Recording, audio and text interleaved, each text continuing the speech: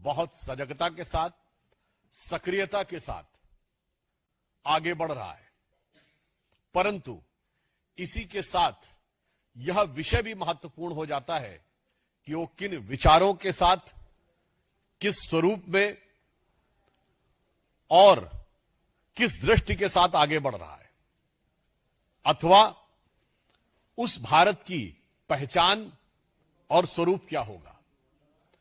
इसका बहुत महत्व इसलिए भी बढ़ जाता है कि माननीय प्रधानमंत्री जी ने कल ही यह घोषणा की थी कि 1 वर्ष तक श्री सोमनाथ मंदिर के विध्वंस के 1000 वर्ष पूर्ण होने के बाद जो उसके गौरव की पुनर्प्रतिष्ठा हुई थी, उसके उत्सव के रूप में इसे मनाया जाएगा।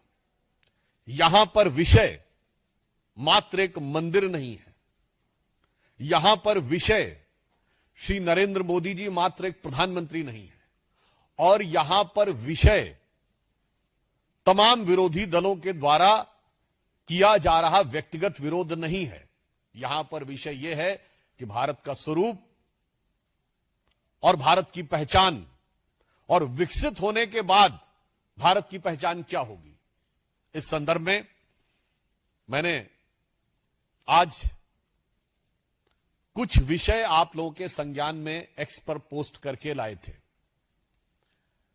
यहां पर मैं स्पष्ट करना चाहता हूं कि भारत के प्रथम प्रधानमंत्री श्री जवाहरलाल नेहरू जी से हमारा कोई व्यक्तिगत विरोध नहीं है। जो विरोध है वो सैद्धांतिक और व्यवहारिक है। जैसे श्री नरेंद्र मोदी जी एक व्यक्ति नहीं है, एक अधिष्ठान है, उसी प्रकार जवाहरलाल नेहरू जी एक नेता नहीं है, बल्कि एक विचार के प्रतीक हैं। और वो विचार भारत के लिए कितना भयावह और खौफनाक था, और उसके उस असली चेहरे के ऊपर कितना बड़ा पर्दा डाल के रखा गया था, वो आज जानने की आवश्यकता है। जैसा कि आप सबने देखा होगा कि बहुत ही दुखद बात है कि अप्रैल 1951 में जवाहरलाल नेहरू जी पाकिस्तान के तत्कालीन प्रधानमंत्री को पत्र लिखते हैं, और उल्लेखनीय बात यह भी है कि लियाकत अली जो पाकिस्तान के फर्स्ट प्राइम मिनिस्टर बने, यह अंतरिम सरकार में, यानी 1946 2 सितंबर को जब नेहरू जी प्रधानमंत्री बने थे तो उनके वित्त मंत्री थे, और बजट उन्होंने प्रस्तुत किया था अंतरिम सरकार का। और इस बात का उल्लेख प्रणब मुखर्जी जी ने अपनी 2009-10 की बजट स्पीच में भी किया है। उनके लिए लिखते हैं माई डियर नवाबजादे,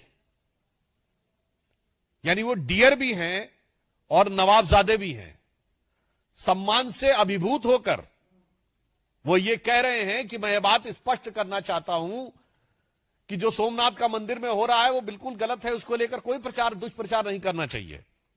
और इसके अलावा उसमें एक लाइन वो कह रहे हैं जो मैं आपके सामने रिपीट करना चाहता हूं, the story of the gates of Somnath temple being brought back to India from Afghanistan is completely false and there is not an atom of truth in it. तो साहब वो ये कहते हैं कि जब महाराजा रणजीत सिंह ने काबुल जीता था तो उन्होंने सबसे पहले सोमनाथ के उन दरवाजों को मांगा था कि वो कहां हैं। ये पूरी तरह फॉल्स है। There is not an atom of truth in it. अब मैं कोट करना चाहता हूं खुद कांग्रेस सरकार के द्वारा आधिकारिक रूप से published Maharaja Ranjit Singh by L S. Bakhshi, page number 15, publish by ministry of information and broadcasting, new Delhi in 1992। सरकार कह रही है कि Ranjit Singh made no distinction between the Hindus and Sikhs among their subject when the combined forces of East India Company and Ranjit Singh defeated Shah Sudha in Kabul। आगे ध्यान दीजिएगा, जब उन्होंने काबुल को कैप्चर किया, one of the term inserted by Ranjit Singh ji in the treaty that followed was the doors of Somnath temple plundered by Mahmud Ghazni should be returned to India। अब महाराजा रणजीत सिंह सही हैं या पंडित जवाहरलाल नेहरू जो लियाकत अली की खिदमत में उनकी मिजाज पुरसी में लगे हुए हैं, वो सच बोल रहे हैं या भारत सरकार के द्वारा 1992 में इंफॉर्मेशन ब्रॉडकास्टिंग मिनिस्ट्री के द्वारा पब्लिश्ड बात सत्य है। यहां पर विषय यह नहीं है, यहां विषय यह है उसकी आज की प्रासंगिकता क्या है, यह भी आपको समझने की आवश्यकता है। फिर जो दूसरा उल्लेख है, आपने देखा होगा उसमें के.एम. पणिक्कर, जो उस समय कम्युनिस्ट चाइना में कम्युनिस्ट मानसिकता के थे, चीन में हमारे राजदूत थे, उनको लेटर में लिखते हैं कि नहीं नहीं ये सब बिल्कुल गलत है।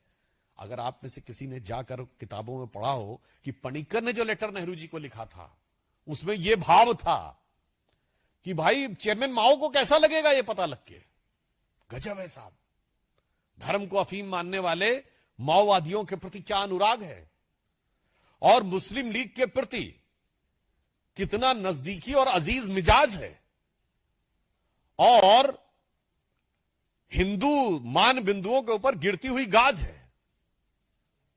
और यह मानसिकता आज भी यथावत है। जो प्रियंका गांधी जी ने कहा था ना कि एक बार जो कहना है कह लो भाई, बार बार क्यों कहते हो। तो मजे की बात यह है, खानदान तो लगातार है, हमसे कहते हैं बार बार क्यों है। तो वहां बताना चाहता हूं, जो मानसिकता उस समय थी वही मानसिकता आज दिख रही है। मुस्लिम लीगी मानसिकता से प्यार, क्योंकि गठबंधन है, और माओवादी चीन की कम्युनिस्ट पार्टी से करार, और सनातन हिंदू धर्म पर भीषण प्रहार। जो तब था वही अब है, जो तब हो रहा था वही आज हो रहा है। इसलिए इसकी प्रासंगिकता और मानसिकता बहुत गंभीर है। अब यहां पर मैं एक और बात कहना चाहूंगा, हो सकता है किसी को बहुत प्रॉब्लमेटिक लगे। सरदार पटेल को कोट करते हुए भारत के बहुत प्रख्यात पत्रकार दुर्गादास जी ने, जिनकी बड़ी प्रसिद्ध किताब है India from Curzon to Nehru and thereafter, और उनको पद्म अवार्ड भी मिला, डाक टिकट भी उनके नाम पे जारी हुआ, पत्रकारिता में भारत के स्तंभों में से एक माने जाते हैं।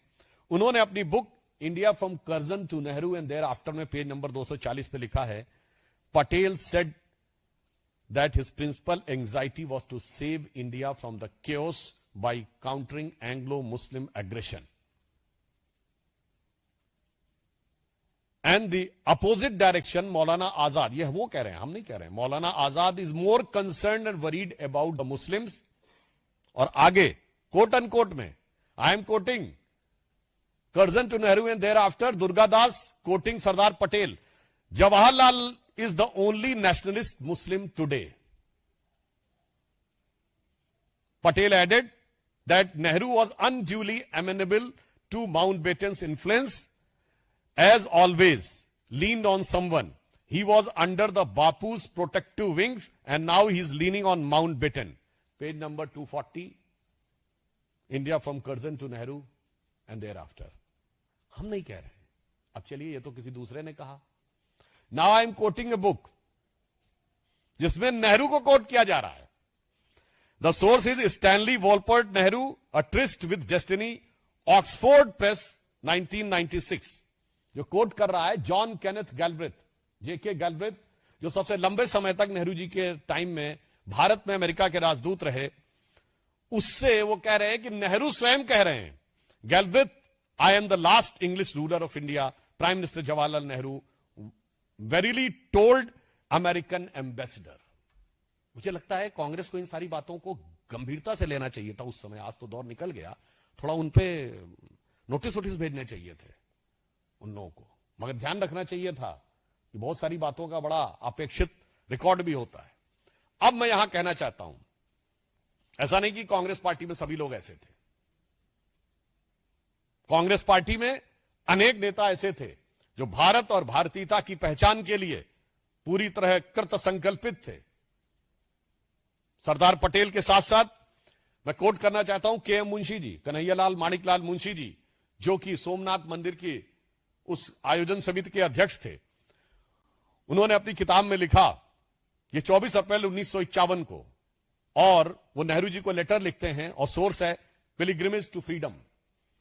वो कहते हैं, प्रिय नेहरू जी, मेरे लिए ऐसी स्वतंत्रता का कोई अर्थ नहीं है जो मुझसे भगवत गीता छीन ले, जो हमारे लाखों करोड़ों देशवासियों के मन में तीर्थ स्थलों और मंदिरों के प्रति श्रद्धा और भक्ति को नष्ट कर दे, इस प्रकार हमारे धार्मिक जीवन के ताने बाने को छिन्न भिन्न कर दे। ऐसी स्वतंत्रता का कोई औचित्य नहीं है। मेरा यह सौभाग्य है कि सोमनाथ मंदिर के पुनर्निर्माण का मेरा स्वप्न पूरा हुआ। मुझे भरोसा है इस मंदिर से हमारे राष्ट्र जीवन को फिर से महत्व और प्रतिष्ठा मिलेगी, जिससे हमारे देशवासी धर्म शुद्ध रूप का साक्षात्कार कर सकेंगे और अंदर से आत्मविश्वास जागृत होगा, जो स्वतंत्रता प्राप्ति के बाद अत्यंत आवश्यक है। कांग्रेस के एक नेता कह रहे हैं कि स्वतंत्रता प्राप्त के बाद स्वतंत्रता की सार्थकता के लिए किस चीज के लिए आवश्यक है। अब मैं नेहरू जी की कैबिनेट के एक मंत्री को कोट करना चाहता हूं। वीएन गाडगिल जी ने अपनी किताब गवर्नमेंट फ्रॉम इनसाइड में लिखा, नेहरू जी को हमेशा पाकिस्तान में प्रचार की चिंता लगी रहती थी। मैं पूछना चाहता हूं, आज कांग्रेस में सबसे ज्यादा चिंता पाकिस्तान में ही प्रचार की है ना? आप लोग भारतीय मीडिया से हैं, पर जितनी सुर्खियां पाकिस्तान की मीडिया में बटोरी है हमारे विपक्ष ने, उतनी पाकिस्तान के नेताओं ने नहीं बटोरी है पाकिस्तानी मीडिया में। तो ये कहते हैं कि सोमनाथ मंदिर के पुनर्निर्माण की घोषणा ने, ये वीएन गाडगिल जी कह रहे हैं, घोषणा ने करोड़ों भारतवासियों के मन में उत्साह और हर्ष की लहर उत्पन्न कर दी है। गाडगिल जी आगे लिखते हैं कि पीडब्ल्यूडी मंत्री के नाते मैंने नेहरू जी के आदेश पर कई मस्जिदों और दरगाहों की मरम्मत सरकारी खर्च पर करवाई है। अब बताइए साहब, उनका मिनिस्टर कह रहे हैं कि उन्होंने नेहरू जी के आदेश पर सरकारी खर्च से मस्जिदों और दरगाहों की मरम्मत कराई है, परंतु यदि मंदिर का निर्माण स्वयं प्रेरणा से भी हो रहा है तो उसमें जाने से परहेज करना चाहिए। मुझे लगता है कि यह दर्शाता था कि भारत की स्वतंत्रता के बाद भी मानसिक रूप से हम मैकाले की मानसिकता से भरे हुए थे। इसलिए माननीय प्रधानमंत्री जी ने जो बात कही है कि मैकाले की मानसिकता से अगले 10 वर्ष में मुक्त होना है, और मैकाले की मानसिकता का जो प्रभाव हमारी उस समय की सरकार और तत्कालीन प्रधानमंत्री जी पे था, जबकि कांग्रेस पार्टी के अंदर ही एक नहीं अनेक नेता, जिसमें मैंने 2 का नाम बनाया, के.एम. मुंशी, वीएन गाडगिल नहीं, पुरुषोत्तम दास टंडन, डॉक्टर राजेंद्र प्रसाद, के.एम. मुंशी, सी राजगोपालाचारी, सरदार पटेल, ये सब लोग इस विचार के थे, डॉक्टर संपूर्णानंद, परंतु उन विचारों को ध्वस्त करके उस मानसिकता का जो आवरण बना के रखा था, तो मैं कह सकता हूं भारत को मानसिक गुलामी से मुक्त करने का अभी भी अंतिम चरण बाकी है, जिसे हम लोग एक जमाने में एक पंक्ति बोलते थे कि उगा सूर्य कैसा कहो मुक्ति का ये उजाला करोड़ों घरों में न पहुंचा।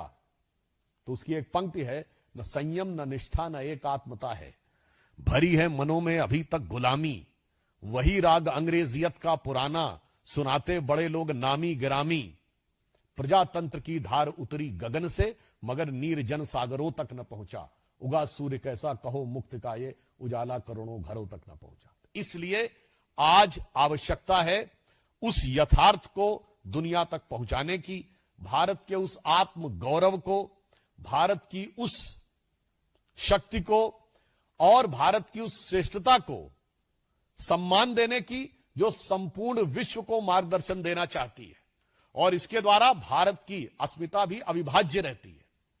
जब आप श्री सोमनाथ के आगे श्रद्धा से सर झुकाते हैं तो वही श्रद्धा का भाव आपके मन में उत्तर में अमरनाथ से लेकर दक्षिण में रामेश्वरम तक और मल्लिकार्जुन से लेकर